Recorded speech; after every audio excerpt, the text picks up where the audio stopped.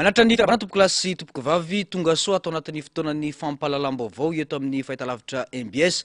Asany mpanajana ianao anaraka ny fampahalalam-baovao hatramin'ny farany. Vaovao makasika ny raharam-pirenena avy hatrany no isataratsika ny fampahalalam-baovao. Ny kolonely Mikael Randrianirina no napetraky ny fitsarana avy momba ny lalam-pandrenany. Isana vonjomaika ny asany filoham-pirenena mandritra ny mandrapisin'ny rafitra vaovao sy ny fifidianana vaovao. Fanapahana izay navoaka ny fitsarana avy momba ny lalam-pandrenana araka ny taratasy izay nalefa ny filoha-hevitry ny anteny miram-pirenena sy teny Randrena Soloniaiko ny 12 Oktobra taona 2020 sy 2020 nangataka ny hevitry ny fitsarana avy momba ny lalam-pandrenana na ny HCC manoloana izao olana sy ivoahana amin'izao krizy eo amin'ny rafim-panjakana sy ny politika izao. Ndao aratsika ny antsipriana izay vaovao izay. Tamin'ny 12 Oktobra 2020 sy 2020 dia niantso ny fitsarana avy momba ny lalam-pandrenana tamin'ny alalan'ny antaratasy ny filoha-hevitry ny anteny miram-pirenena sy teny Randrena Soloniaiko mba andinika ny amin'izay ivoahana amin'izao krizy ara-drafitra sy ara-politika eto Madagasikara izao. Isan'ireo nambarany ity solombavambahoaka ity tao anatin'ny taratasy ny momba ireo fandikana ny lalam-pandrenana miverimberina. Ao anatin'izany ny tsy fisitrahan'ny malagasy ireo zofototra, ny tsy fisian'ny fahalalana maneho hevitra, ny kolikoly ary indrindra ny tsy fandehana ny raharam-panjakana araka ny tokony ho izy. Ankoatra ireo dia nitoroka ireo herisetra ataon'ny mpitandro filaminana amin'ireo vahoaka maneho hevitra manomboka ny 20 Septambra ka hatramin'ny 1 Oktobra lasa teo ihany koa ny filoha-hevitry ny anteny miram-pirenena. Tsy nanaiky anao izany dia ny governemanta sy ny kapsata no raisiny HCC ity fitorinan'ny filoha-hevitry ny anteny miram-pirenena sy teny Randrena Soloniaiko ity. No amarin'ny HCC ny fahabangantoeran'ny filohan'ny Repoblika sy ny filohan'ny anteny miran-olona. Ny andininy faharoa dia nilaza tsy afaka ny andraikitra ny asan'ny filoham-pirenena ihany koa ny governemanta mijoro. Manoloana izany, ao amin'ny andininy fahatelo dia mametraka ny kolonely Mikael Randrianirina isana ny andraikitry ny maha filoham-panjakana na fandaminana manaraka. Araka ny andininy fahaefatra dia mitohy amin'ny laony ny asan'ireo androm-panjakana sy ny rafitra ara-dalàna rehetra toy ny governemanta, ny anteny miram-pirenena ary ny fitsarana araka ny fomba mahazatra ho iatran'ny HCC. Rava ny voamera maleo tena misana ny fifidianana rava ny fitsarana avy momba lalam-pandrenana. Mianto ny lalam-pandrenana izay nolanina tamin'ny tetezambitan'ny Rajoelina ny 12 Desambra taona 2020 ka nampiarina ho an'ny Repoblika fahaefatra. Io no fanambarana izay nivoaka tamin'ity androany ity roa taona no anaovana ny fanarenam-pirenena ka mandritra izany no anaovana ny fitsapakevim-bahoaka raha ny fanazavana hatrany. Ankoatra ny fijerenany teny Avolo Omaly dia ny fakana ny lampanambotsiroitra indray no natao androany. Rava tanteraka arak'izany ny fitondrana Andry Rajoelina. Ny antsipriana izay vaovao izay. Samy andry ny tsy vitan'izay fa natao ny paikady rehetra ifikirana amin'ny fitondrana sy anitsahana ny fitakiam-bahoaka. Ny raradraraka ny fandrafetana didim-panjakana. Ankoatra ny fanomezana raradraraka ny fandrafetana didim-panjakana. Ankoatra ny fanomezana fampitsorakeloka ireo gadra politika. Tamin'ny sambato mavesatra dia mavesatra ny eny raha toka depute iray no tsy nanan-kevitra teo anivo ny anteny miram-pirenena. Avy hatrany ihany koa dia niditra an-tsehatra ny tafika.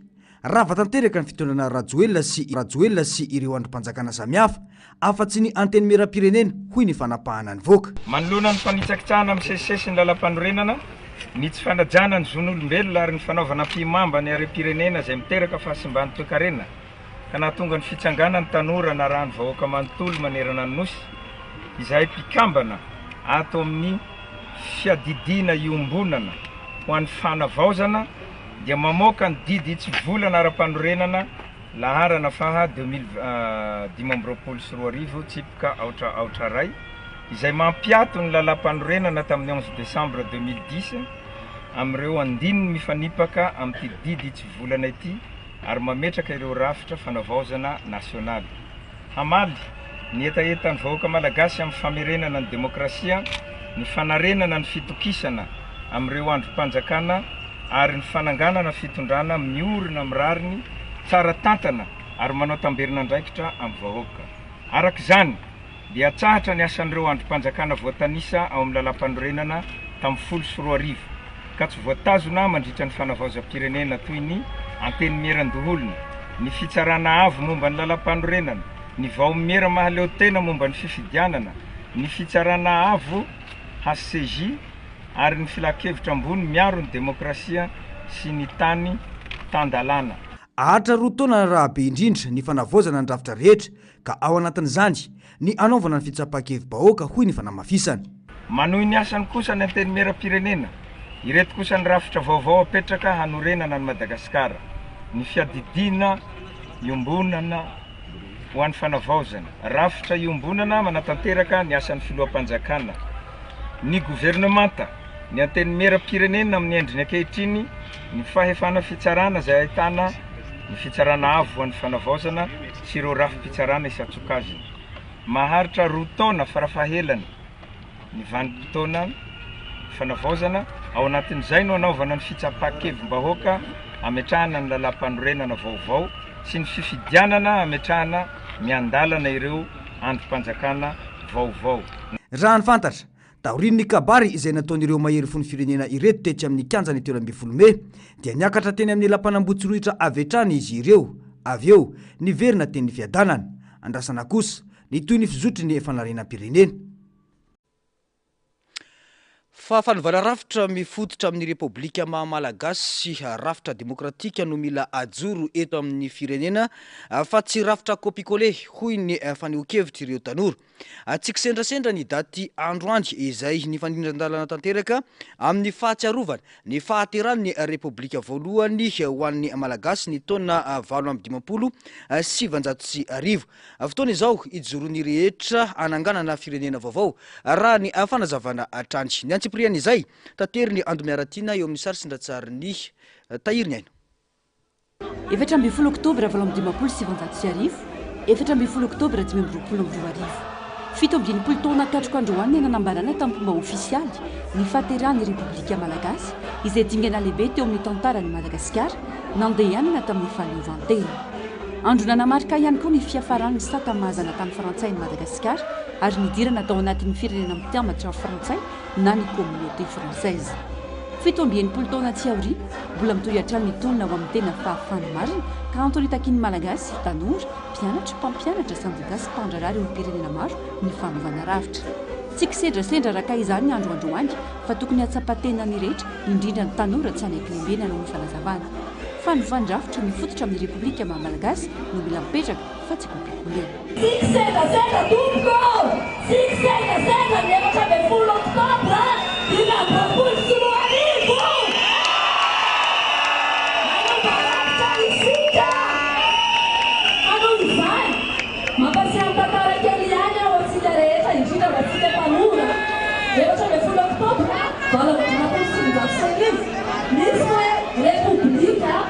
Madagasikara kanefa tao anatin'ny fivondronam-bera communauté Frantsay nialana tamin'ny régime colonial manesaka ny fanovana régime tsika ka ao kare tompoko marafitra mifototra amin'ny valeur républicaine malagasy tompoko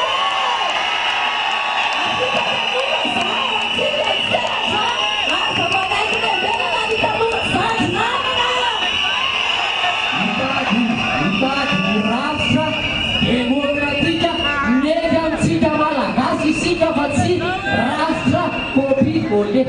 Androana diambaranay fantolona dia maresa lona fitavantsirana eny anatsika. Ireo malagasy marobe sy ireo manalatsaka teto amin'ny Madagasikara no fahafana. Todika manokana ho an'izay andray atanana ny jirama io. Ataova marina re tompoko eo. Fa mijaly zahay raha mbola tapatapahanareo io e. Zay tsy amin'ny maty boaty tsika rehetrarehetra eto tambatra mankaray daholo tsika. Atsika ty tolo ity. Ihany koa izay maharefa miparitaka manerana sehatra rehetra ny kolikoly. Tokony amin'ny fampianarana izany ajanoana ny kolikoly, ajanoana ny kolikoly, ajanoana ny kolikoly, ajanoana ny kolikoly. Eto ihany koa erinay fa efa mitady hitsoka ny andafy any le rajoelona efa any izy tsy ampianatsika iverina tsony zany otanareo ampianaziny 8 cm tsy haitsika rajoelona dala rajoelona mitotika amin'ireo mpandara rehetrarehetra ry zahay atao amin'izay dia eto Madagasikara ny feo anareo zao mahafahatsika nanana ny ty Madagasikaratsika ty ho amin'ny toerana tokony isy anazy isika etraetra sy akanavaka tompoko no mira mivorona sy mikohoro. Fototry ny olana rehetra teto amin'ny firenena ny fihetsika nasehon'ireo milaza azy ho mpitondra fanjakana izay diso toerana manamaivana ny malagasy efa tara loatra ary tsy maninona ny maro intsony ny fanamarana samihafa tao mbola misy fampanadinana hatrany. Rehefa ny vahoaka no mitolona amin'izao dia manome fotoana ho an'ny vahoaka izy amin'ny 7 ora. Ao izy eo ihemitra amin'ny 9 sasany ahemitra amin'ny 7 sasany amin'ny 10 alina vao mandeha. Raro ny loha izay raha natory satria efa ora fatoriana izay koa raha ka nandeha nitolona dia ao anatin'izany zavatra kely fanajana ho an'ny vahoaka ny ilaina dia tsy omeny asiny. Tsy mbola niteny mihitsy izy hoe miara-miora amin'ireo vahoaka ireo izay nanananjoa fa mbola nataony azy dia lasa efa mbola mpandroba ilay namanay maty. Dia ao anatin'izany hoe tsisy raha iny ty fanjakany ty an'izao zava-misy izao intsony ka ny tena mety indrindra dia aleo izy miala dia aleo ataon'izay olona mahavita anazy dia aleo tsika miroso amin'ilay hoe fanovana rafitra aloha ametrahana ilay fifidianana dia rehefa mipetraka izay rafitra mamy fifidianana mahadio izay dia aleo irotsaka izay te irotsaka dia ny vahoaka no mifidy ilay olona sahazan'izany hoe filoham-pirenena izany satria filoham-pirenena dia izahay vahoaka isika vahoaka no patron an'izany. Ka ny rehefa miteny ny vahoaka hoe ny vahoaka patron miala ianao dia miala ampiasa izany. Na iteny impiry izy na impiry izy tsisy valeur antsony zany na eo anatrehan'ny vahoaka fa mipetraka amin'izay foana le hoe ny pouvoir ho an'ny peuple dia ny peuple zao nefa mitrotra sy manambara ny hevitra eo amin'ny vahoaka fa raha izay mandahan'izay tokony efa navita zavatra betsaka izy ary raha ohatra ka tena hoe mihaino feon'ny vahoaka mamy izy tokony izy hitanao rehefa le misy miteny zao ny olona ty ampanohatra na miteny ny avary amin'ny vahoaka miteny foana manao an'izay hoe tsy mety dia tsy raha ty dia tokony izy tsy tokony hoe terena indray koa ny vahoaka zany hoe tapenana ny vavany fa le fanovana rafitra moa iny miankina amin'ny sika izay manaraka eo indray zany izay mitondra manaraka eo indray dia izay mahatsara sy mety atsara sy tsy atsara azy zany atavovoana amin'izay aloha dia firaisankina andretsaretsa zany ny vahoaka ny firaisankina tsisy afa-tsy izay ihany ny atafavoahana amin'izay. Ankoatra ireo antony goavana ny tarika izao kizo lalina ny tsy fisian'ny fahalalany asa fanaovan-gazety hoy Fernand Selo isan'ireo nahazo fahafahana rehefa nisazy 20 volany tany am-ponja. Tomponantoka tamin'izany ilo olona Lalatiana Rakotondrazafy nanao izay nampizarazara ny mpanao gazety ho ny fanamafisana. Dingany izao isiny ny tena fahalalana marina ho izy. Efa nampaneny lakolosy izahay tamin'izany fotoana izany no zarazaraina ny mpanao gazety. Lalatiana Rakotondrazafy tao ambadiky ny fampizarazarana mpanao gazety. Tomponantoka voalohany tamin'izany. Eto androany dia iresaka aminareo fa natao ny fifidianana no lavitra mpanao gazety natao midangana be ny conscient mba olona anankiray no candidat ny Lalatiana Rakotondrazafy tamin'izany fotoana izany. Avy eo rehefa nisaratsarahana ny mpanao gazety dia mora napiditra mpanao gazety am-ponja satria tsy misy firaisan-kina. Rariny raha vita mitady filaminana nanimba ny fitaovana mpanao gazety tena kiansa satria novonoina ny fahalalahany ny asa fanaovan-gazety dia lefara tamin'ny famonoana ny fahalalahana maneho hevitra dia tonga tany amin'ny fitadianareo amin'ny fialan'ny filoha amin'izao fotoana izao. Mitombo isatrany ireo vahoaka manatevin-darana nitolona fanavotan'ny pirenena ny mikavany 30 Mey.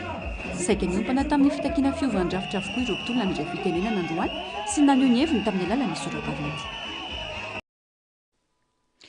Fa mbola hijanona tamin'ny zavatra nitranga teny anivony kianjany 13 Mey izay hatrany isika tsy hanolotokana ny tolona fa iarahany malagasy rehetra hoy nisy olombavambahoaka avy amin'ny firaisankina androany teny anivony kianjany 13 Mey. Tsy tokony anaiky ho zarazaraina eo anatrehan'ny zavamisy rehetra fa hiaraka aneo firaisankina amingorana ireo fanetiben'ny firenena ho hatrany fanazavan'izy ireo. Tsy tokony olairay nanariny izo pirenena maha-malagasy azy no anaovana takalonaina ny vahoaka malagasy hoy ny fanamafisana fa nanomezan'izy ireo safidy ireo mpiara-monantoka na hiaraka amin'ny vahoaka na hiaraka amin'ny olotokana andao aratsika ny antsiprian'izay vaovao izay. No porofoiny antoko tiako Madagasikara androany fa miaraka amin'ny vahoaka malagasy izy ireo tsy nitazapotsiny ny raharam-pirenena fa nandray anjara mivantana tamin'ny tolona ny rano malagasy rehetra tamin'ny fomba maro ny anga teto amin'ny magroberuska ny diabe namakivaky ny analakely ambojatoa ary ny farana teto amin'ny kianja ny telombely volome iray tsy mivaky ny atolotiky madagasikara izay nijorona nohitra izao fitondran'izao hatramin'izay ny rahina ny rehetra ka natonga solotena avokoa ny avy amin'ny gorobolotany enina sy ny faritra samihafa no tariny ireo olombofidy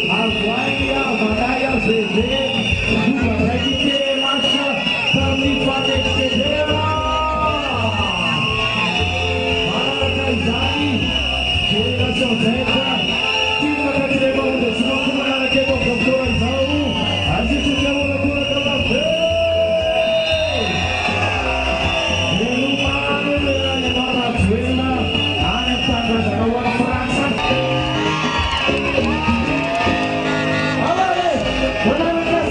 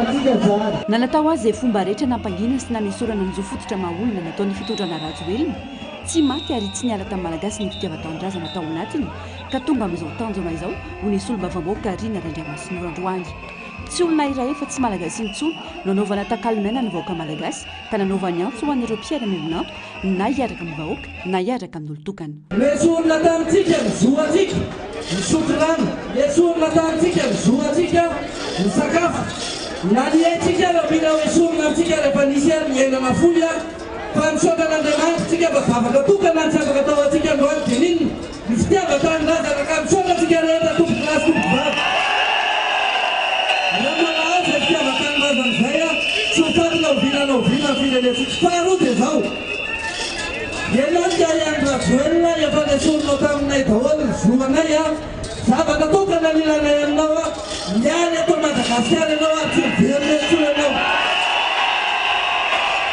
ny vahoaka malagasy na miantony tia mitasy ny fialanao na niaty zany na ny amiverana misy antony zany a matominy amitaky am'zany ny farany dia zao zay dia mile antso anareo a iraisam-pirenena ny communauté internationale nareo PTF mifanaraka amin'ny Madagasikara aza olona anankiray zay tsy mizaka ny zolom-pirenena malagasy a nanaovanareo takalonaina ny vahoaka malagasy ray manontolo alao ny vahoaka malagasy isafidy zay mampitaty apetraka atao ny firenena na nanao hiaraka amin'ny vahoaka na isafidy aneona zay nanaro zolom-pirenena any malagasy rehetra mitonona ary ombonana nitanjona ao anatiny raha nefa namafisany tsy tokony anaiky ampidin'ny olona araka izany ny malagasy fa hijoro amin'ny firaisan-kiny miaingany fotony ny fanovana rafitra eto amin'ny firenena ka nisy misoso-kevitra ny amin'ny fanesorana ireo sely fokotany ka atao ho fidian'ny vahoaka manomboka izao amin'ny vahoaka malagasy ny tolona fa tsisy tompony tolona anankiray izay vana zany sa tsy marina ny vahoaka malagasy tsy milalisa vahoaka malagasy tsy milalisa aza malaiky ampiadinin'ny olona isika aza malaiky ampiadinin'ny olona na talora na parapolitika na mifiraisan'ny firenena na iza politsika na mariarity ny antivefianatsika dia iza ny amivaa rajoelona mapahatra zoanamatametitsika rajoelona sy ny fironona miala tsitsatakany faharoa averina sy ekipanla zay nalaina taoko samyona patakana arapitsika vahoaka averina manarak'izay esorona tsy misy atakano ny filoam-pokotana realina manana Madagasikara Kuba, para Jaya, miaraka amin'ny chef district, miaraka amin'ny tompona ilay patakana satsika, miaraka asika rehetra manatantera. tsy misy mahely no miherim-bahoaka ny fanazavana tsy misy tavela ho afamaina fotsiny amin'izao ireo fanaitro be ny firenena ny fanamafisana ireo solomazom-bahoaka Kamila fanivana lavitra farany vesy mba hanatsika mampandre tsara ny fitazana tanora tamin'ny tany firenena satria marary ny rafa eo amin'ny fifatanana tanàna sy ny sport eto Madagasikara dia androany natao zany asaina isika rehetra mba le hevitra amin'ny mahakasika ny momba ny tontolo fanatanjahantena ao a faharoa efa mitena zay a ho an'ireo zay membre amin'ny gouvernemanta mbola vehivava tsisy mahery no miherim-bahoaka moavy amin'ireo zay nambolenanareo misy mbola mahivava ao a zay mampitambina amin'ny vahoaka efa mitena hoe ta 24 septembre alina hoe miala daholy fa tsisy manesy herim-bahoaka eto zao no vita amby folo andro dia nitsoka daholy nakavetsahana menakavy ka izao zay nanodikotina ny aram-pirenena zay nanodina godina ny folam-panjakana tamelantsika maina tomporasy tompany eto dia makasitaka ny tolo-bahoaka makasitaka ny vahoaka etranetra makasitaka ny mpanonjy anatanana tamin'arivo makasitaka ny solombavam-bahoaka amin'ny famelerana makasitaka mpitarika amin'ny fiasakina ny mpanohatra makasitaka manongana zelzeta makasitaka tsireretra tsy maintsy tratra ny tanjona rehefa mipetraka mazava ny firaisan-kina ny rehetra ho ny fanamafisana Izay ny zavatra nitranga tetsy amin'ny kanjany telo amby folo mefa iverenantsika vetivety ny toy ny raharam-pirenena rehefa avy tetsy Ambotsolotra dia niazo ny Toby Kapsat Sonerana ny filoham-panjakana sy ireo délégationna niaraka aminy izay narahana vahoaka maro moa ny tolakandro teo. Nisy ny lanonana ara-miaramila izay natao teny antoerana lahara-pamena ho azy ireo raha ny fanatsavana ny sosialim-bahoaka sy ny famoahana ireo gadra politika rehetra. Ny atsipriana izay vaovao izay.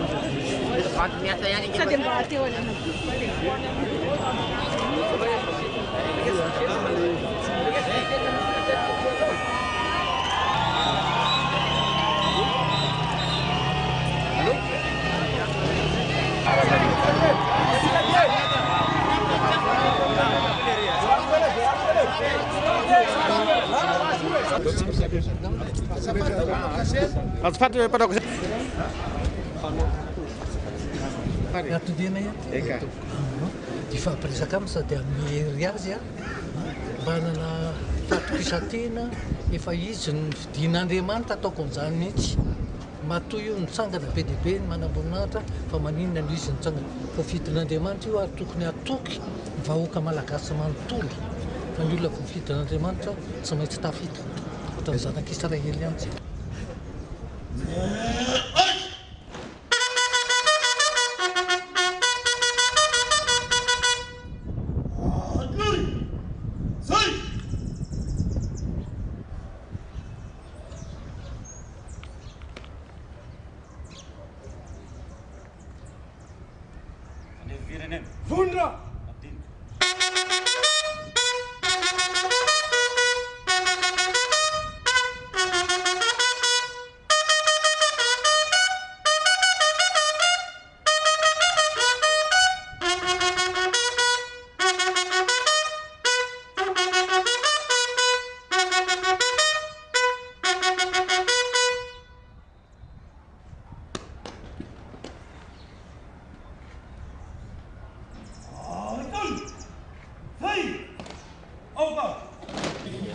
Tao anatiny izay 3 andro 4 andro zay dia mety tsapanareo fa tato amin'ny tafika malagasy ny tao amin'ny gendarmerie sy ny polisy ny mbola misy fanjakana fa ny ankoatran'izay fa tsy hita tsony hoe mbola misy fanjakana ve manomboka androany misy fanjakana mijoro manomboka androany ary zay no iasanay manomboka zao oro zao fandraisana andraikitra angamba no andraisako azy fa tsy coup d'état mbola hijery ny PM alohantsika zao dia mbola iantso anareo ao rehefa olona responsable daholo ny olona ho voatendry ao dikan'izay tsy tsongotsongona fotsiny fa olona tia tanindrazana tsisy ninona mety tsy naheno pobasy teo angamba ianao mety tsy nahita olona naratra na zavatra nikorotana dia fifanarahana tanteraka iny aminay samy miaramila zahay mbola ampiantso ny entité rehetrarehetra indrindra le tanora indrindra le tanora mbola ampiantsonay dinika miaraka aminay fa tsy hoe zahay irery no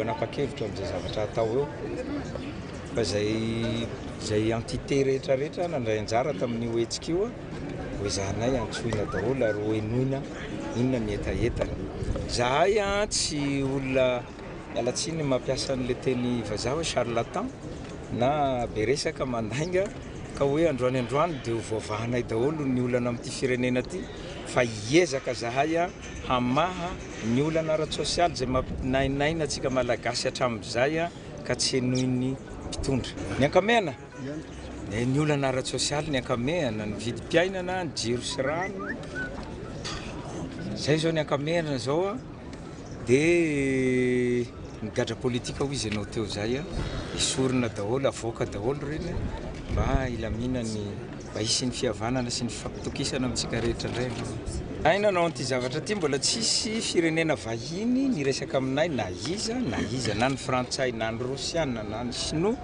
mbola tsy nisy niresaka taminay efa adiny natao izy ty ny zavatra ivavahana nangatana amin'Andriamanitra mba tsy hisy raha mandrika be loatra engany mba tsy hisy zany milisy resahana eto zany fa mba nitsokana naraka azy zany angamba ny milisiny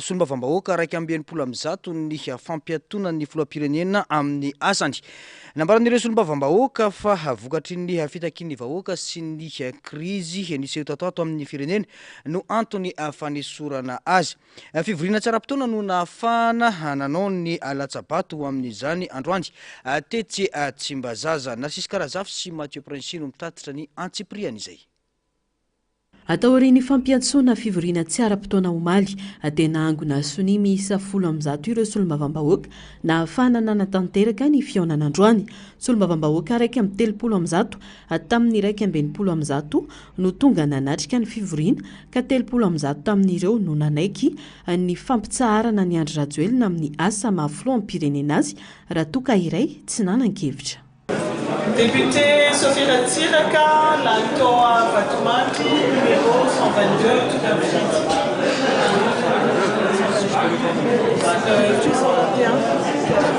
Convocation, Goulamali, numéro 47.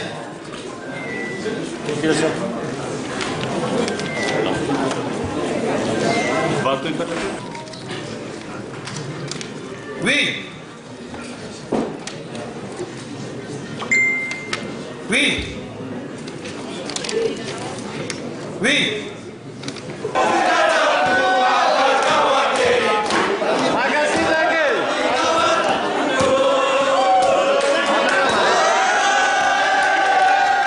Ho famalinany fangatahany vahoaka midina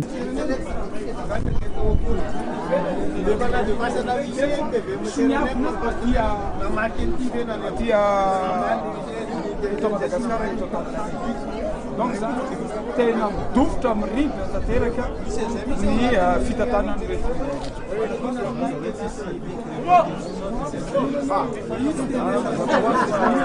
Zahay dia voafehinay nisy nafahanay tonga sainy ireo député rehetra niara-dita amin'ny fitondrana matotonga nadadsabato ho kosa Roland Ratsiraka nambarany fa tsy afaka ankatony didim-panjakana navoakany Rajoelina ny HCC raha tsy misy soni mazava. Saina reo député rehetra anatin'izany olona miaraka aminy zay natsiary tena rery rehefa nandositra izy. Io zany raha misy zavatra tsara foana nataony teto amin'ny tany sy firenena tsy tokony mandositra ianao. Zay ty olo mbofidy efa firy-taona voafidy foana tsy mbola nandositra zany. Donc zany anatra ho lesona ho an'ny olona rehetra eto Madagasikara ho an'izay mitondra firenena aza manao ratsy ny firenena malagasy ny vahoaka malagasy fa nefa rahanao zany ohatran'ny reny nefa rahanao ary dia namankasitraka mihitsy ako ny hetsika nataony zareo androany ino moa raha tsy niterina Andry Rajoelina angambany hoe amin'le hoe ravana ny Assemblée nationale mety tsy ohatran'iny ny valin'ny mpifidianana fa misy an'iny ihany koa dia azadiny fa le fandravana Assemblée nationale raha tsisy ny sampona dia tsy afaka ekeny FCC iny satria tsy afaka manao signature an'iny izy kanefa ny any Dubai tsy maintsy eto Antananarivo izy manao signature an'iny tsy manaja ihany koa ny lalam-panorenana iny amin'ny article 60 izy zay article 60 zay milaza fa tsy maintsy miresaka amin'ny filohan'ny antenimera-pirenena ianao zay vao mandrava, tsy maintsy miresaka amin'ny ny chef de gouvernement ianao vao mandrava, ary tsy maintsy miresaka amin'ny filohan'ny sénat. Kanefa ny filohan'ny sénat zao tsisy, donc tsy possible mihitsy le fandavany fa hitantsika eo ny fanapa-kevitra raisin'ny HCC. Adi-tsaina sy tsindry ary fikorotana-tsaina no antony amoahan'ireny fampitana an-tsoratra na communiqué MCC sy androany ireny ho hiatra ny fanehoan-kevitra. Misy matoky fa efa tapidalakale izy efa mikorotana ny sainy hitanareo tamin'ilay kabary normaly iny ohatra miteniteny foana izy efa tsy haintsika intsony fa ho hitantsika eo fa misy matoky koa ny fahendren'ny HCC amin'ity indray mitoraka ity fa dia hiaro ny vahoaka malagasy izy ary hiaro ny texte des émissions am-pelantanany fa tsy hiaro olona anankiray. Tsy manan-kery ny fampafantarana navoaka ny fiadidinan'ny Repoblika ho ny filoha-hevitra sy tendran-drena Soloniaiko nanamafy. Taratasy tsy misy fitomboka ary tsy nahazo fankatoavana avy amin'ny filohan'ny antenimera-pirenena izay nanamafy fa tsy nisy ny antso momba n'io ny tenany. Le izy kosa araka ny fantatsika ny fanapahan-kevitra zay solon-tenan'ny vahoaka. Mahadebite anay dia ny feon'ny vahoaka no ataonay. Dia hitany Anja Rajoelina zay zavatsy zay dia tsy maintsy nanao contre-attaque anay député zay namoahana ny degré. Degré zay tsy sonihiny zay tsy nisy avis ny avis ny panina zany iny décret iny ny an'ny premier ministre moa tsy fantatro fa i panina dia ny teny tsy nanao tsisy avis ny panina mihitsy iny zavatra. Dikan'izay zany tsy manan-kery iny zavatra iny raha ny lalàna. Alohan'ny nanovana an'iny dia maka avis ny président-ny assemblée izy tsisy zay avis zay noprofohin'ny président-ny assemblée moa tamin'ny resako taminy tsy nanome an'izany fa na ny téléphone koa azo izy tsy nadia dikan'izay tsy manan-kery. Andrasana araka izany ny fivoaran'ny toedrara raha ny fantatra mantsy dia ny antenimera-pirenena sisa no androm-panjakana mijoro raha ny lahatenin'ny kolonely Mikael Randrianirina mbola mijanona sy miasa daholo kosa ireo androm-panjakana rehetra hoy ny HCC. Fa manamarika ny fafito ambienipolo taona ny orenan'ny Repoblika Malagasy amin'ity androany ity. Ny androny 14 oktobra taona 1870 dia nambaran'ny solotena-bahoaka fa andray endrika Repoblika i Madagasikara. Dingana lehibe makany amin'ny fahaleovantena ara-panjakana ity androany ity.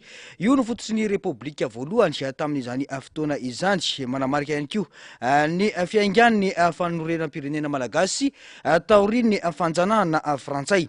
Taonverina izany sary izany tamin'ity taona 2024 ity indrindra fa ny fanandrify tamin'ny datiny 14 oktobra taona 2024. Tato baovao makasika izany. Ny 14 oktobra taona 2017 ny vory-teto Antananarivo nisy olo-tenan'ny vahoaka avy tamin'ireo faritany. Telo no nanapahan'izy ireo FDB ny fananganana ny Repoblika Malagasy, firenena mitondra tena saingy mbola ao anatin'ny communauté française tamin'izany fotoana izany. 800 ireo mpikambany kongresy no nankatao izany, tsy nisy ny nanda. Nambara tamin'io andrio fa anomboka Repoblika ny firenena Malagasy. Nekeny fitondrana frantsay izany ny 15 oktobra ka nofoanana ny lalàna na namarika ny fanjanahana frantsay nanomboka tamin'ny taona 1970. Telo naterahany Repoblika Malagasy voalohany, mariky ny finiavan'ny Malagasy anana rafitra politika vaovao mifototra amin'ny fahafahana, ny fitoviana ary ny firaisan-kina. Niteraka fanantenana lehibe io daty io ny taona 1770 satria fahafahana ho an'ny Malagasy. Repoblika maro ny fandimy teto ary farany nodiavintsika ny Repoblika faha-efatra izay napetraky Rajoelina. Maro ny toe-zavatra ny famafao, miamafy sy mampikolainy maro ny olana ara-toekarena, ny fantrana lalina, kolikoly ary ireo fanapahan-kevitra tsy mifanandrify amin'ny tombotsoan'ny vahoaka. Ny foto-kevitra ny orenan'ny Repoblika dia ny hoe vahoaka no aloharan'ny fahefana. Tombola lavitra tamin'izany ny zava-nisy ny ainany maro anefa. Maro amin'ny Malagasy no manontany tena hoe mbola Repoblika tena izy ve i Madagasikara sa lasa endrika fotsiny amin'ny taratasy. Raha tokony ho fanjakana manompo vahoaka dia atao mivadika vahoaka manompo fanjakana na koa fanjakana manompo olombitsy amin'ny alalan'ny rafitra politika marefo sy tsy mitondra vokatra. 14 oktobra 2024 velona indray ny fanantenan'ny malagasy rehefa niatra fijaliana nandritra ny taona maro. Rava ny fitondrana Rajoelina, any ka velona ny hirahira hoe afaka aho atrena nivo ny anteny meram-pirenena. Kiririoka, filaharam-be namakivaky tanàna sy ny maro hafa no nentin'ny vahoaka malagasy nioby ny fahafahany androany 14 Oktobra 2024 izay ao anatin'ny andro fahatsiarovana ny daty ny Repoblika voalohany izay nahavelo-panantenana ny razam-be malagasy niala teo ambany vahony ny La Frantsa. Daty ny fanandrify tokoa ve? Ankasitrana sy sorana ny vahoaka malagasy ireo tanora ary ireo nitarika ny tolona hoy ny hetsika mena. Tsy nikanjany 17 Mey no tanjona hafa ny fanesorana an'ny Rajoelina sy ny firongony ka isan'izany ireo député sy ireo ben'ny tanàna lany tamin'ny Alabato ary indrindra ny Sefokotany. Miantso ireo olobe eto amin'ny firenena arak'izany ifanatona sy ifampidinika mba amahana izao olana misy eto amin'ny firenena izao. Nasisy Karazafy sy Mathieu Prancy no mitatitra ny antsipriana izay vaovao izay. Dingana ihany fa tsy tanjona ny fahatongavany eo amin'ny kianjany 17 Mey hoy ny avy amin'ny hetsika mena na bandeau rouge. Mbola mitohy araka izany ny fitakiana ny fialan'ny Rajoelina hoy izy ireo atao anatin'ny fanambarana nataony androany. Akoatra izay, nambaran'izy ireo fa tsy ireo gadra politika navoaka omaly irery ihany no gadra politika fa mbola maro ireo any ka mangataka tsy misy atakandro ny famoahana ireo gadra politika mbola tavela. Zay, eto ihany koa resaka gadra politika tsy ampy io gadra mbola maro no gadragadra fahatan'ny fanjakana teo aloha. Ao anatin'izany raha resaka solombavam-bahoaka sy mavisa raha Sylvestre Ray zay arabaina izy fa misy an'le député ny Mahabo teo aloha ihany koa député Leva zay solombavam-bahoaka ny gadra koa zany izy none etraketraka politika zay. Ka eto dia manao antsoavy foana mba andamina ny tompona andraikitra zay manandrify an'ireny famoahana an'ireny famitsorakeloka fahobe reny satria hiditra any amin'ny resaka débat de la réconciliation nationale atsika zao ho fampihavanam-pirenena mba hitovy zotra ny vondrona rehetra ny fampandrosoana isaparitra isaky ny faritany oatsika vahoaka malagasy satria izay hoa ny bazy ny filokolokana ny fitakiana teto fa ny vandrafitra. Rehefa manova rafitra dia manova olombelona ary rehefa manova an'izay dia miditra any amin'ny adevitra aloha fa tsy tonga dia hoe mandeha babangona fatany komsa tsy zahay etsika rozy bandomena no andeha ny melesona ho anareo ray aman-drenireo ka dia matoky sy manantena zahay zandry zanakareo avy aty amin'ny bandeau rouge eran'ny Madagasikara fa ifanaraka amin'izay etaetapony ny besiny maro zay mety ho firafitra ny fanjakana zay isaky ny rafitra isaky ambaratongany am'ireny ny rinavanavatsika reny satria tsika ho iza satria itsika ny niarananao azy. Akoatra izay mitaky ny anesorana ny député sy ny ben'ny tanàna lany tamin'ny Alabato nandritra ny fifidianana ny hetsika mena ary mitaky ny anesorana tsy misy atakandro ireo Sefokotany rehetra manerana nosy mira fongorona eny fotony Rajoelina sy ny firongony ary ireo rafitra frantsay napetraka teto ho hiatran'ny fanamafisana. Voalohany mbola tsy vita aloha ny tolona ary tsy any amin'ny 13 Mey tanjona fa ny fialany Rajoelina sao de zao zay.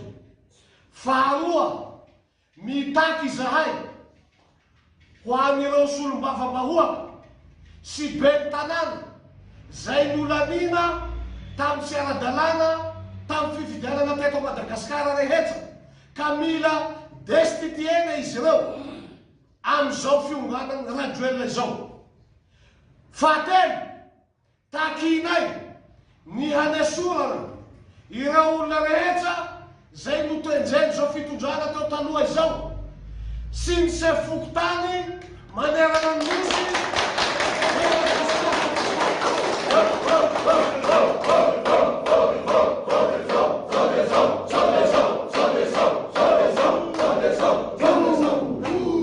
Ny ariva teo nanamafy ny hetsika mena fa ankatoavina ny fandraisan'ny kapisatin'ny fahefana saingy ilaina ho izy ireo ny miantso ireo ray aman-dreny na ara-panahy FFKM sy ny Silamo ireo fiangonana zandriny ary ireo ray aman-dreny ara-drazana mba hifanantona amin'ny kapisaty ka hiara hitady vahaolana ho an'ny firenena miangavy ny kapisaty ihany koa ny hetsika mena tsy hanendry prime ministre na ministre ao anatin'ny akamehana ho hiatran'izy ireo mba hananana gouvernement teny rano.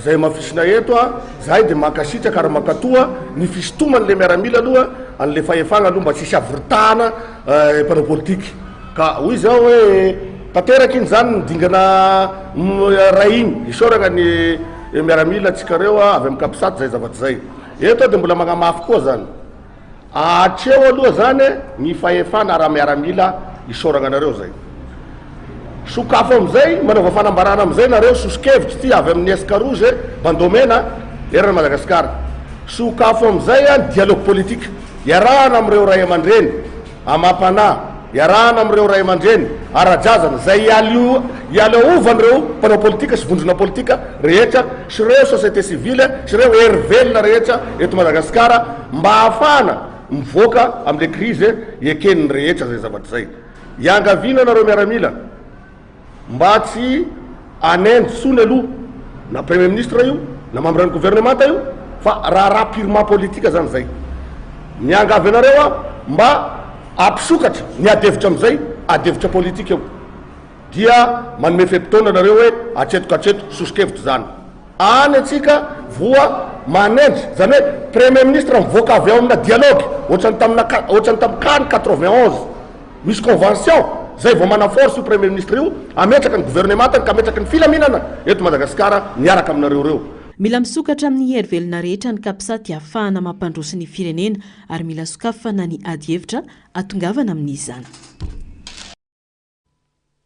fa malona ny krizy izay ienan'ny firenena dia miantso ny fanajana ny zo fototra sy fampitsarana ny herisetra ary fampitsorana ireo voasambotra noho ny faneho-kevitra ampilaminana ny syndicat ny fisemare takin'ny syndicat ny fanovana ny rafim-pitantanana madio sy mangarahara mifanaraka amin'ny filan'ny vahoaka sy ny asa mendrika ho an'ny mpiasa manoloana ny fantrana sy ny tsy fampiny karama mahazo ny maro anisa mijoro ho feon'ny mpiasa sy ny vahoaka sahirana ny fisemare raha ny fanazavana atrany Narcisse Karazafy sy Mathieu Princy no mitatitra ny antsiprian'izay vaovao izay manoloana ny fitakiana ataon'ny tanora sy ny vahoaka amin'izao fotoana miantso amin'ny fanovana rafim-pitantanana madio sy mangarahara anomboka eny atampony amin'ny gouvernemanta mifanaraka amin'ny filan'ny mponina sy ny fahamarinana ny fisemare takina ihany koa ny famitsorana tsy misy atakandro ireo voasambotra noho ny faneho-kevitra ampilaminana natao satria zo fototra izany mampanay hoe izy ireo ny fantrana lalina iaina ny mpiasa malagasy karama tsy ampy tsy mahavita mampianajanaka mitsabo tena ary sady voahosohosy ny lalàna no manjaka ny kolikoly eny amin'ny sehatry ny asa sy ny fitondrana antsoavy foana fa ohatrany hoe nandeha samirery tsisy ny aina zao zany le izy tonga feno ny rambala ny jirama ny rano sy jiro lalàna fototra zo fototra maha-olombelona ka tsy atohaina tsony satria ny vahoaka ray manontolo no lasa mifarimina satria mijaly marary ka le fanivandravitra zany a misy teny kely hoentinay momba an'izany ve izahay dia tena momba tokoa zay ary tsy izao zay no tena zany fa efa nanomboka tamin'ny 3 no efa niteny hoe misy elanelana be ny rafitra sy ny filan'ny mponina malagasy indrindra ny mpiasa ary raha mariana dia nandritra an'ireo fotoan'ireo a tsy nanana fotoana tsony hoe eritreretana syndicat fa mamaha olana misesika daholo a ny mpiasa manana olana dia mamaha olana fotsiny zany ny atao fa tsisy tsony a le fandiniana hoe ahoana ny ataony ampitso fa ohatrany hoe vonjomaika foana anamana ny olana tena olana nefany a tsy voavaha fa isorana an'ireo tanora zay mijoro sa namaky ilay fa ny rafitra dia efa tena mila ovaina tokoa iray isika malagasy ny fanazavana ary tsy azo avela isy fanavakavahana mila mijoro ametrahana fiainana mendrika sy ny zo feno ho an'ny mpiasa ho hiatran'ny fanamafisana ireo rehetra ireo dia mazana manitsakitsaka ny zo hiari-tena tahaka izay miatra amin'ireo namana avy any mahajanga ankehitriny dia tote ilaza ireo fa mbola mitazona faraparany ny fahefana amin'ny orinasa io hoe tsy miraharaha izay tolonareo any satria dia say mandrahona fanasasiana mpiasa toy izay nitranga tao masovoam-batonakanga omaly hanamarenana izany dia namoaka noty ny mpitantana ny jirama omaly 13 octobre 2025 fa miditra amin'ny 7 sasany maraina ary mirava amin'ny 4 ariva ny mpiasa ary izay tsy miverina dia namany absent. Noho izany atsaro ny fampitahorana piasa ndra hoentina eny amin'ny birao an-jirama eny Ambojatovo ny mpitolona eny amin'ny 13 Mai akanareo. Takina ny ampitatana noty milaza fa afaka mandeha tsy misy arakaraka manatevin-daharana ny mpitolona eny amin'ny 13 Mai ny piasa izay teo eny. Nakasitrany fisemare moa ny fahasain'ireo tanora anjoro ny tondra ny feo ny vahoaka. Mbola eo amin'izay vaovao ny tontolo ny asa izay hatrany dia vonina an'olo-tanana amin'ny amerenana ny hasiny sehatry ny asa ny syndicat autonome des inspecteurs du travail raha ny fanambarana nataon'izy ireo tamin'ity androany ity. Ampy izay ny fanaovana ankilabao ny mpiasa ka itakina ny fanaovana rafitra amerenana sy anatsarana ny politika ny fampananana asa.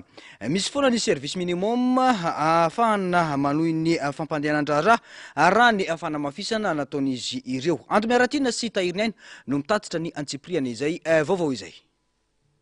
Marary ny tontolo ny asa sy ny fampananana asa eto Madagasikara manoloana ny fanaovana ankilabao azy ireo ho ny fanambarana ny syndicat autonome des inspecteurs du travail androany.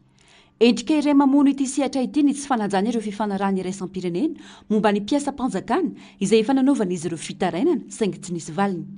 Toy ihany koa ny fangatahana famerenan-kasina ny famoahana ny sata amin'ny fe manokana azy ireo izay miantoka ny fahaleovantena ny mpiasa. Fa tena marary ny tontolon'ny asa sy ny fampananana asa hita izany fa natao ankilabao. Tsy voalohany moa zahay no mitsangana ohatr'izao fa efa nisy ireo fitakina nataonay izay namakiny Batsila raha ny tsy fetezana nataon'ny fitondram-panjakana misy amin'izao mahakasika ny tsy fanajana an'ireo fifanarahana iresapirenena mahakasika ny mpiasa-panjakana. Raha nahitinareo sy nanaraka an'ireny zavatra efa nataon'ny syndicat autonome des inspecteurs du travail ny raha namana rehetra eraky Madagasikara reny dia nisy ny fitakina nataonay tamin'ny 2020 izay nangatahanay ny famerenan-kasina ny sehatry ny fampananana asa sy ny asa amin'ny alalan'ny famoahana ny sata amin'ny fe manokana ny inspecteur du travail. Izany indrindra dia ahafahanay miantoka ny fahaleovantenanay ampanantanterahana ny asa.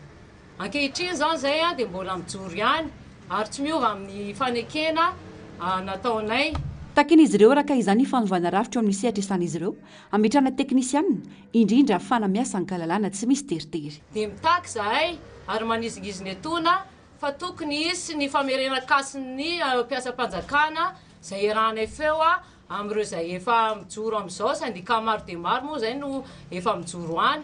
Manaraka izany dia mitaky ihany koa izahay amin'ny resaka fanovana rafitra izay ho ajoro ny amezan-danja ny teknisianina ary mitaky izay efa tokony ho teknisianina avy amin'ny inspecteur du travail no misehatra ao anatin'izany rafitra ho ajoro izany. Takinay manokana moa tsy sy teritery anaovana ankalalana ny asan'ny inspecteur du travail. Fahavononana politika no tsy nisy ka tsy nahafana nametraka ny politika ny fampananana asa tamin'ny fitondrana mijoro. Raha efa nipetraka mazava izany ny taona 2024. Manoloana izany vonana ny olo-tanana ny amin'ny amerenana ny asa ny sehatry ny asa izy ireo. Amin'ny maha teknisianina anay dia vonona izay ny olo-tanana hitady ireo izay drafitr'asa rehetra zany hoentina amerenana izany asan'ny sehatry ny asa sy ny fampananana asa zany. Raha nahita moa tsika tamin'ny taona 2005 zany dia nisy ny politika manokana mahakasika ny fampananana asa. Tamin'ity fitondrana ity zany dia tsy nisy natao ankilabao noho ny baiko politika moa zany. Tsy zahay inspecteur du travail no tsy nanao fa ny fahavononana ara-politika no tsy nisy noho izany zahay dia amin'ny rafitra izay isy dia miady mafy ny amerenana izany politika amin'ny fampananana asa zany. Misy foana ny service minimum ahafana manohy ny fampandehanan-draharaha ho ny fanamafisana ny mpiasa ary miala-dalana amin'ny vahoaka amin'ny fitakiana tao ankehitriny. Fataorin'ny fankahalana mivaivay avy amin'ny vahoaka nahazo ireo mpitandro ny filaminana telotonta. Nanomboka ny sabotsy teo dia niazakazaka ny toedra raha nanova rafitra sy fibaikona avokoa na ny tafika na ny zandary ary ny teo anivony polisy pirenena. Tanjona ho izy ireo ny amerenana ny fitokisan'ny vahoaka amin'ny mpitandro ny filaminana. Narsesy Karazafy sy Mathieu Pranchi no mitatitra ny antsiprian'izay vaovao izay. Ifototra bebe kokoa amin'ny fiarovana sy fanampiana ny vahoaka ny polisy pirenena ary vonina anolo-tanana ny vahoaka mba hiverena ny fitokisan'ny vahoaka amin'ny polisy pirenena. Misaotra ny kolonely Mikael Randrenirina namoa ny fitiavan-tandrazana sy nametraka ny mahatandroka aro ny vozona ny mpitandro ny filaminana ho ny commissaire divisionnaire Tsaramonina Ravony Jean Victor tale général vaovao eo anivon'ny polisy pirenena. Tena iaina an'izay moniko zao. Zany fiarovana ny ainy malagasy rehetra tsy akanavaka ary amin'ny endrika fanampiana maro samihafa na mivantana na tsy mivantana. Dia izay no anaovana tolo-tanana sahady amin'ny vahoaka rehetra. Retan-draza mba hanolo-tanana na ianko mba hamerina fatokisana ho anay polisy pirenena fa tsy fahavalinareo izay. Vahoaka izahay namana vahoaka izahay, tia anareo vahoaka izahay, na tsona ary izay nampisinay dia ny vahoaka ary miasa ho amin'ny vahoaka. No manokana hono Mikael, isany namoa ny tena fitiavan-tandrazana zany. Ny aina ny atao hoe tandroka aro mivozana, fijoroana ary ny tanjony eto ankehitriny dia mitaonany maro ho any amin'ny fahamarinana. Ary tsy ho leferina, tsy andefitra ny olona tsy mandala an'izany teny iarana sy ombonana zany miala amin'izay fahamarinana izay. Andao re mitaona, andao iroso, andao iombona, andao ifankaty. Fa amin'ray tsy mivaky ihany koa ny FDS na ery fitandrona filaminana sy ny fiarovana.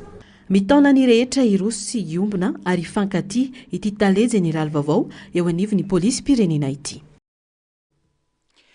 Vaovao avetsy amin'ny polyteknika Votovorona nalain'ny orinasa tompony vatam-panovo herinaratra iray izay napetraka teny anivon'ny sekoly ambony polyteknika Votovorona izay no irairay ny Rajoelina sy nampanaintenainy ireo mpianatra ireo fa anala ny olan'ny herinaratra ao antoerana.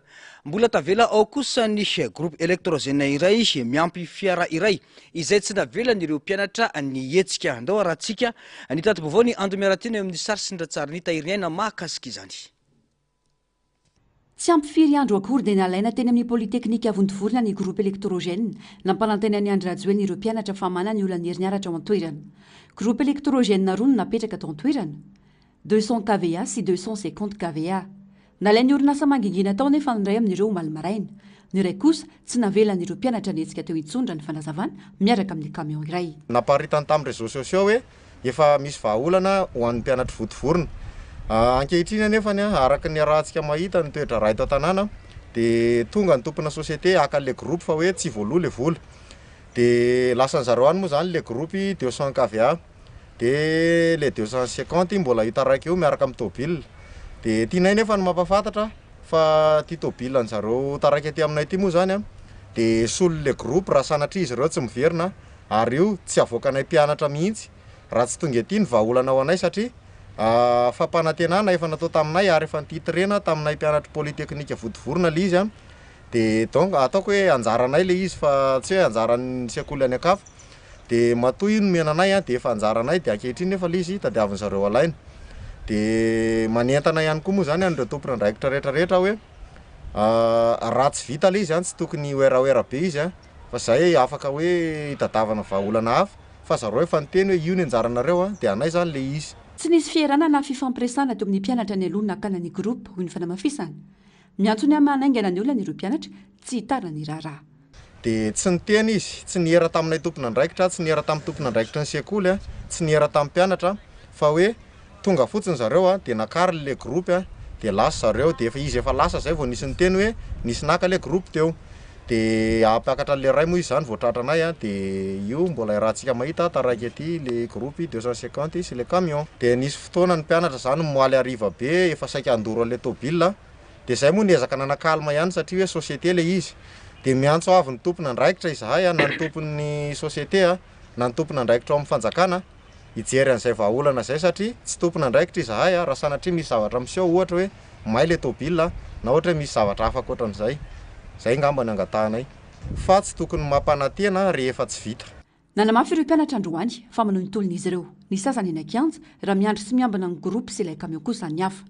Ny ankabeazan'ny mpianatra moa zany presque hoe ataoko hoe ny 80 na 90% ny mpianatra zany efa eny Ankianja amin'izao fotoana izao fa izahay moa zany solotenan'ny mpianatra ary anisany hoe mba mambahoaka ihany dia izay no mahatonga anay hoe mijanona ampanetretena no hijanonana eto zany hoe solotena miambina an'le fitaovana izay tadiavin'ny zareo alaina tsokoso. Mizanao fampanantenana fotsiny araka izany fa manana olana miverimberiny eny vontovorona raha ny fanamafisana.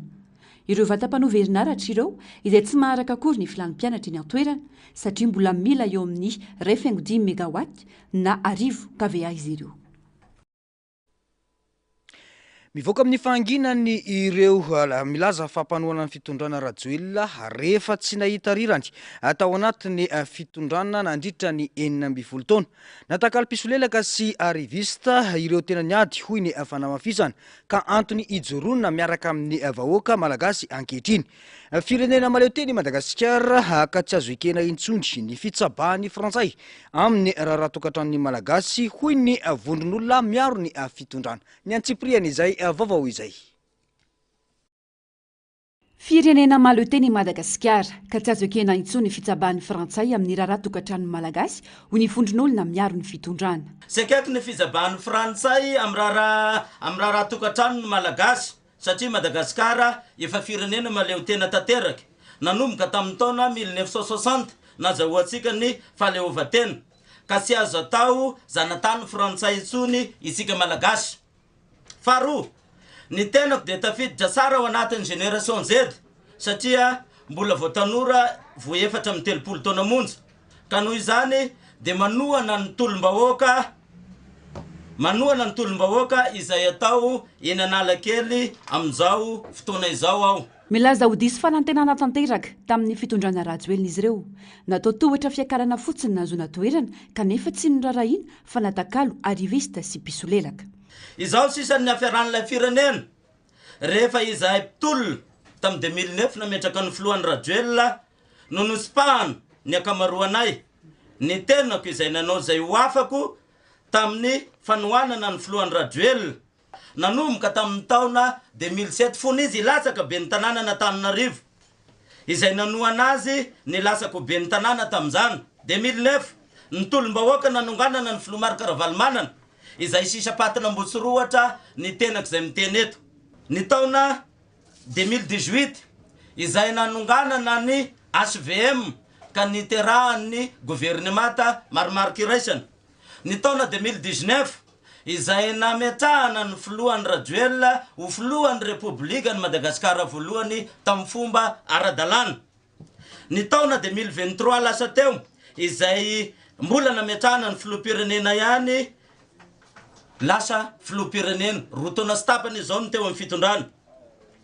Ankehitriny sy ny rarahiny izahay fa natakalina an'ireo arrivista sy ny pisolelaka ko dia matatesa valikitsakara fa mpamosavy ny levina moron-dalana. Nivoaka amin'ny fanginana ireo milaza fa mpanohana ny fitondrana rajoelina rehefa tsy nahita rirany tao anatin'ny fitondrana nandritra ny 12 taona. Nivadika Antsary hoy izy. Miova ny pesa, miova ny tantara, anova zava-baovao itsika. Zao io sary io teo.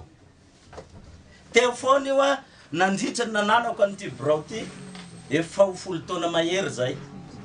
Fa androany aho itena aminareo voaka malagasy indrindra ianareo fitarika tao anatin'ny TGV.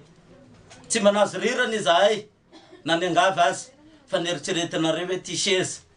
Ny seza hoe eto manany sady tsara fa ny adiny tolomako no nangatahako taminareo. Fa tsy azo zany 12 taona taty aoriana. Tsy noho ny tsy fahazahoako seza no natonga anahy ivadika sanatria fa ny fitsonjovaka ny taranako sy ny firenena satria Madagasikara dia tsy an'olona ray fa iaraha-manana sahirana ny vahoaka tsy ny jiro sy ny rany ihany ny mamparary eto fa sahirana ny vahoaka izao adiny atresika zao no nitolomana tamin'ny 2009 izay no hitanay aloha fa tsy hitanay ny 72 91 zany fa zay ny hitanay aloha fa ankehitriny miova ny pesa miova ny tantara ino ny filohan'ny Rajoelina zay nirairaiko fe izay fa ankehitriny kosa manova pesa aho manova tantara aho satria Madagasikara mamiko loatra mivadika ny sary sisy sona mandra-patonga ny olona isola azy indray sotra tompoko fa andefa iraka manokana eto Madagasikara ny SADC anolany filan-kevitry ny fandriam-pahalemana sy ny fiarovana ho an'ny fikambanana afrikana nandritra ny fivorinana 5 tamin'ny 17 ny volana oktobra 2024 ity ny fanampahan-kevitra momba ny toedrara eto Madagasikara nisy moa ny taratasy navoaka ny vondrona afrikana mahakasika izany tamin'ity androany ity ny antsipriany izay vaovao izay ary filan-kevitra izay nanamarika ny falambarana tamin'ny fahadimapolo taona ny OAUA izay manamafy ny fanapahan-kevitra mitsahatra ny ady sy ny fitaovam-piadiana manerana ny Afrika hatramin'ny 320 mba anatrarana ny vinan'ny Union Africaine ho an'ny Afrika iray ho miara-mandroso ary milamina tariny olom-pireneny ary ho ery matanjaka eo amin'ny sehatra iraisam-pirenena mifanaraka amin'ny tanjona 320 fanambarana toa manamafy indray ny fitsipiky ny Union Africaine tsy fandeverana amin'ny fanovana fitondrana tsy ara-dalàna araka ny andininy faefatra amin'ny alam-panorena ny UA sy ny fanapahan-kevitra maro teo aloha mahakasika ny asa fampiroroana sy ny fanovana fitondrana mifanohitra amin'ny alam-panorena izy ity.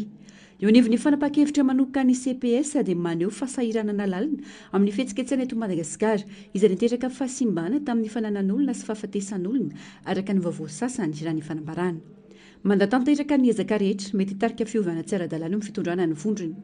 Miantso ampahavitriana ny mpanao fihetsiketsehana ampiasa ny fomba ara-dalàna mba hamana ny olana aradrary ny UA ary milaza ho mandaty tsy misy fepetra ny endrika erisetra sy fahasimbana fananana ary miantso ny sivily sy miaramila haneo fahatonina sy fifehezantena hanome lanja ny vahaolana milamina sy fanovan-kevitra ary hampiavaka ny tombontsoa ny firenena aloha noho ny tombontsoa manokana. Miantso ny singa rehetra ao amin'ny hery miaramila malagasy hiverina amin'ny andraikiny araka lalam-panorenana sy alana amin'ny fidirana antsehatra amin'ny raharaha politika ity fanambarana ity. Manasongadina ny mahazava-dehibe ny fanjakana malagasy hamamy ny fomba feno ireo antony fototra lalina mahatonga ny fanamby maro lafy hatrehan'ny firenena amin'ny alalan'ny fomba fiasa governemanta fiarahamonina izay indraisan'ny rehetra anjara ka nisan'izany vehivavy sy ny tanora ary miantso ny fanajana tanteraka ny fahalalahana sy ny zon'olombelona fototra ny Union Africaine. Milaza ho mankasitraka ny fanoloran-tena vaovao nataon'ny governemanta ao amin'ny fifanankalozan-kevitra ary manantena ny anaovana aingana sy maika ny fifanankalozan-kevitra politika misokatra ho an'ny rehetra izay ihany safidy azo atao mba ahitana vahaolana hifanova-kevitra iainga sy maharitra amin'ireo fanamby ara-tsosialy ara-toekarena ary ara-politika ihany koa ity fanambarana ity. Miantso ny ampiahery ny fampiarana ny tety andro 2012 tsipika 870 tamin'ny 13 septambra 2012 ho fanampiana amin'ny famaranana ny krizy ny vondrona afrikana. Miantso ny fanohanana voalamina tsara ho amin'ny famiarenana ny fandriam-pahalemana sy ny famarina toerana eo ambany fitariany vondrona afrikana sy ny SADC ary manamafy ny firaisam-tanindrazana sy ny fahaleovan-tena ny Madagasikara amin'ny fiantsona mafy ny fitsidiran'ny hafa amin'ny raharaham-panjakana anatiny ihany koa izy ireo. Manoro hevitra ny filohan'ny vondrona sy ny filohan'ny komisiona amin'ny vondrona afrikana andefa solotena ambony fanakalo hevitra amin'ireo antoko rehetra voakasika. Miantso ny filohan'ny komisiona amin'ny UA anindro maika solotena manokana ho eto Madagasikara hiasa akaiky amin'ny vondrony aiteny hanamafy ny andraiky ny bureau ny fifandraisana eo amin'ny UA ary ametraka mekanisma fanaraha-maso hanohanana idingan'ny fandriam-pahalemana sy ny fifanankalozan-kevitra amin'ny fiara-miasa amin'ny SADC sy ny komisiona amin'ny ranomasimbe indianina. Manamafy ny fanoloran-tena ny vondrona afrikana fanamafy kokoa ny fandrindrana sy ny fiara-miasa amin'ny SADC ho fanarenana ny toedrara. Miantso ny governemanta malagasy hiara-iasa amin'ny vondrona afrikana amin'ny fampiarana ity fanapahan-kevitra ity ho hiatran'ny fanambarana. Ny SADC dia nilaza fa andefa iraka manokana no fanadiadina eto amintsika antsoina hoe panlesage. Araka ny vaovao sy ny antota-kevitra rehetra iraka ireo mba hahazoana manohana izay fepetra ametrahana ny firaisam-pirenena sy ny normalité institutionnelle. Andrasana ny toniny. zao kosindray aritsika dia anaraka ny maresaka iraisam-pirenena. Niforona tamin'ny fatra maro ao Meksika ny rivo-doza roa mahery vaika tamin'ny alakamisy ka hatramin'ny alahady lasa teo. Niteraka arotsakorona lehibe fisokafa ny renirano ary fidina ny tany izany ka nahafaty olona sy nitarika fikorotana ny fiainana andavanandro ny mponina. Araka ny fanambarana avy manam-pahefana, olona 770 maty ary 730 hafa mbola tsy hita. Nahatonga fahasimbana goavana ho am-ponina ny orambe ka maro ireo faty antoka. Ankoatra ny famoizanaina dia niteraka fahasimbana ara-materialy ny orambe satria teo ny fahapoteha ny lalana sy tetezana izay nanelingelina fifamoivoizana sy ny herinaratra ary ny fifandraisana an-tariby. Betsaka ireo fatra no mbola ao anatin'ny fahasimbana ka sarotra ny fidirana any amin'izy ireo. Mitoy ny ezaka fanavotana ny mponina. Entsankilany, mitoy ny ezaka fanampiana na dia sarotra aza ny fidirana amin'ny faritra sasany. Nitsidika ireo faritra ny arambona tamin'ny alahady ny filoham-pirenena Claudia Sheinbaum amin'ny alalan'ny fiaramanidina no anaterana ny fanampiana sy ny anavotana ireo maratra. Ankoatr'izay, rehefa tapitra tamin'ny alahady ny oram-baratra dia nisy fanambarana fa manomboka milamina ny toetra rà. Efa naverina amin'ny 520 isan-jato amin'ny toerana ny herinaratra ary mitoy ny ezaka hanampiana ny ireo mponina. Izay koa no manakatona ny fampahalalam-baovaontsika tompokilasy tompovavy mankasitraka anao nanaraka izany hatramin'ny farany isaorana teknisianina sy ireo namana mpanao gazety nafana nanatontosa izao fampahalalam-baovao izao mametraka ny soavatsara veloma tompoko.